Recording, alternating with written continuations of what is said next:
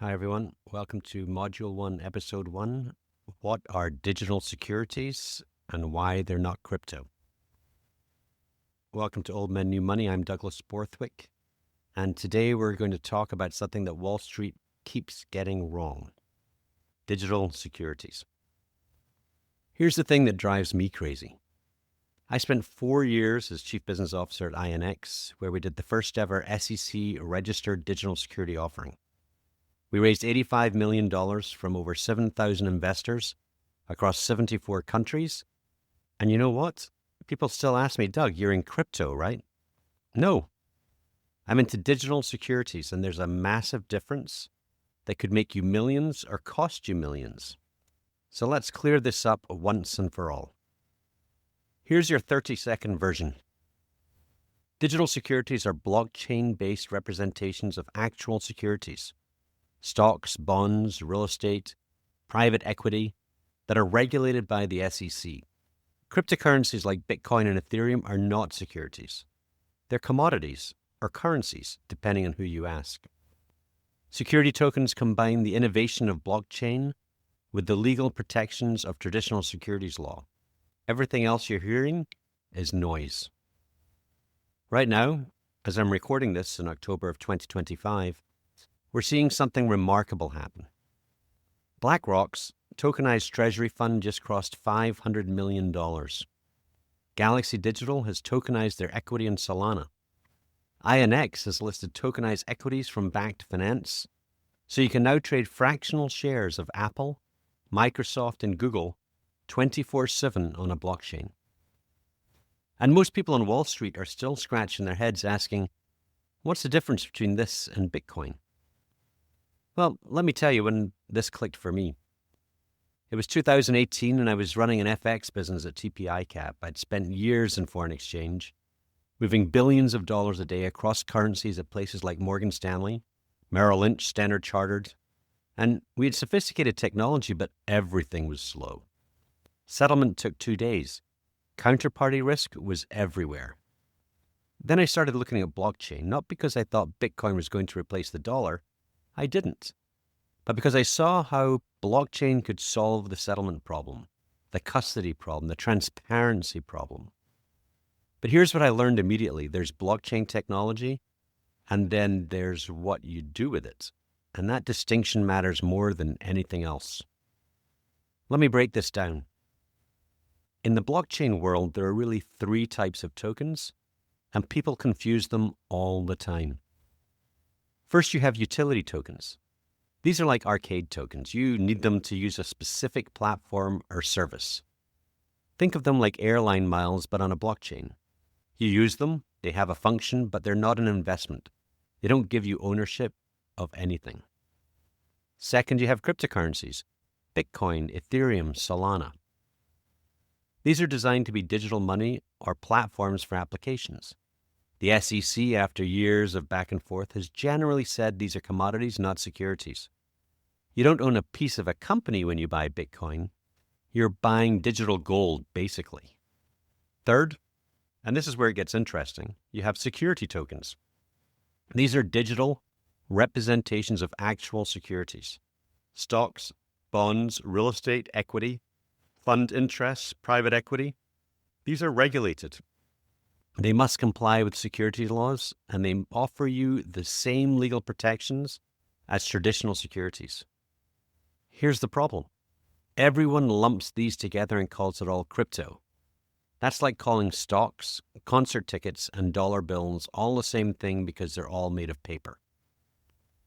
Now you're probably asking, what determines whether something is a security? This is crucial, so pay attention. Back in 1946, there was a Supreme Court case called SEC versus W.J. Howey Company. The court established a test for what constitutes an investment contract and therefore a security. It has 4 prongs: an investment of money in a common enterprise with an expectation of profits derived from the efforts of others. If something meets all 4 criteria, it's a security, period. It doesn't matter if you call it a token, a coin, or a digital baseball card. If it looks like a security, smells like a security, it is a security. And this is why Bitcoin and Ethereum aren't securities. No one is expecting profits from a company's efforts when they buy Bitcoin. There is no company, it's just digital money. But when you tokenize shares of Apple stock, that's a security. When you tokenize ownership in real estate property, security. When you create tokens that represent shares in a private company, you better believe that's a security. Now, here where it gets exciting. Some people hear regulated security and think that's boring. They think the innovation was in avoiding regulation, but they're dead wrong. When we were building INX, we spent 2 years going through the SEC registration process. It cost us millions of dollars and people thought we were crazy. Why not just do an ICO, an initial coin offering, like everyone else, they said? Well, you know what happened to most of those ICOs? The SEC shut them down. Billions of dollars in fines, companies gone, investors with no recourse because they had no legal protections. Digital securities take everything that works about blockchain, instant settlement, 24/7 markets, fractional ownership, transparency, programmability, and combine it with everything that works about traditional securities, legal protections, regulated markets, investor safeguards. Let me give you a real example. Right now, if you want to buy shares in a private company, here's what happens. You negotiate the deal. You sign a subscription agreement that's usually 50 plus pages. Your money sits in escrow. Legal teams verify everything. Transfer agents update the cap table. You get a certificate or ledger entry. Total time, 30 to 90 days. Costs, tens of thousands in legal fees. With digital securities, the entire process happens in minutes. The smart contract handles the compliance checks. Settlement is instant. The cap table updates automatically. Cost, a fraction of traditional methods. And here's the kicker. You still have all the legal protections. The SEC still oversees it. If something goes wrong, you have recourse. And let me give you examples from companies I've actually worked with or advised. INX Limited. That's where I was Chief Business Officer. We did the first SEC-registered security token offering. We raised $85 million by selling security tokens that were actual SEC-registered securities on a blockchain. Investors have all the protections of traditional securities, but they trade on a blockchain platform 24/7. 7,200 investors from 74 countries participated. Then we acquired a broker-dealer and a transfer agent. We integrated the entire stack. Issuance, trading, custody, all in one ecosystem. We built the infrastructure that other companies now use. Backed Finance listed on INX. They tokenized over 160 different securities, stocks, ETFs, bonds on the chain. These aren't synthetic derivatives. These are real securities held in custody represented by tokens. Want to trade fractional shares of Apple at 3 in the morning? You can do that. Galaxy Digital just tokenized their own equity in Solana. This is Michael Novogratz's company, a publicly traded corporation putting their NASDAQ shares on a blockchain. Why? Because they see where this is going. 24/7 trading, instant settlement, global access. I'm an advisor to companies like Treasure Experience, which raise capital through a digital security offering on INX to fund treasure hunting expeditions. That's exciting. Investors get a share of any treasure found. That's a use case that traditional securities offerings could never have supported efficiently. Magic Circle Technology, another company I advise, is bringing digital securities issuers from Asia to U.S. platforms. They're meeting the demand from Japanese and South Korean investors who want access to U.S. investment opportunities in tokenized form. Let's talk numbers because this is happening faster than people realize. The tokenized treasury market alone is over $2.2 billion as of October 2025. BlackRock's Biddle Fund has $530 million. Franklin Templeton's tokenized fund has $410 million. Over $30 billion in real-world assets are now tokenized. The digital securities market is projected to reach $16 trillion by 2030. This isn't coming, it's here. Now, I'm not going to stand here and tell you this is all sunshine and roses. There are real risks. Regulatory uncertainty is real. The rules are still being written. What's allowed today might not be tomorrow. What's banned today might be approved tomorrow. Technology risk is real. Smart contracts can have bugs. Blockchain networks can have issues. You need to understand the technology you're using. Liquidity risk is real. Just because something is tokenized doesn't mean there's a market for it. When I was at INX, we saw this firsthand. Many digital securities have very thin trading volumes. Custody has unique considerations. Here's something critical that most people get wrong. Unlike Bitcoin or Ethereum, if you lose your private keys to security tokens, you don't lose your securities forever, because there's a transfer agent who knows your identity. The issuer can freeze the old tokens and reissue new ones to a new wallet address. This is actually one of the major advantages of security tokens over pure cryptocurrencies. You get blockchain benefits with investor protections. But here's my take. These are growing pains. These are solvable problems. They're not reasons to avoid digital securities. They're reasons to learn about them now.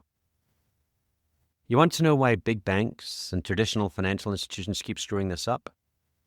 I wrote about this recently in Wall Street's $1 trillion blockchain mistake. They're trying to use blockchain technology to recreate the exact same systems they already have. They're building private blockchains that only they control. They're creating permissioned networks that defeat the whole purpose of blockchain.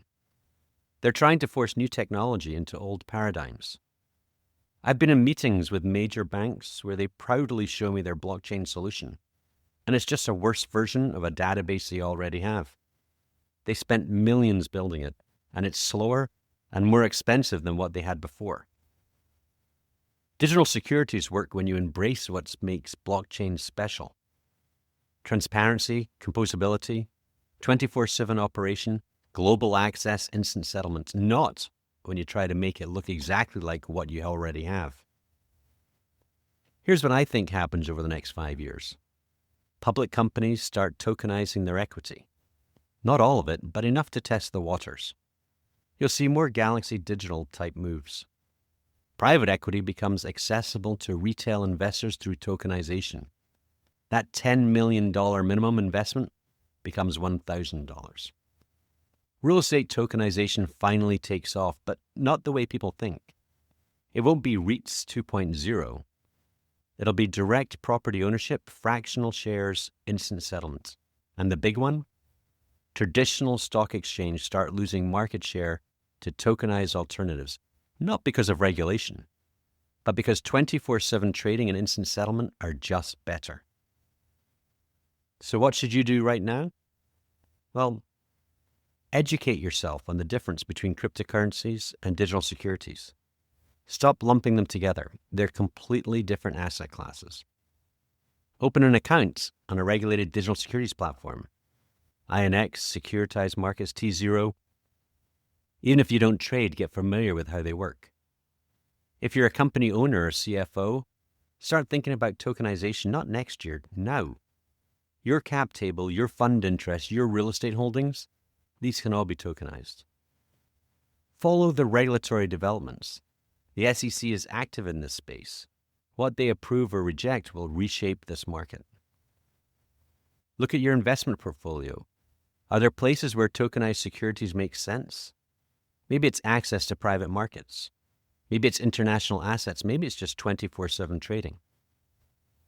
Look, I spent 30 years on Wall Street before I got into this space.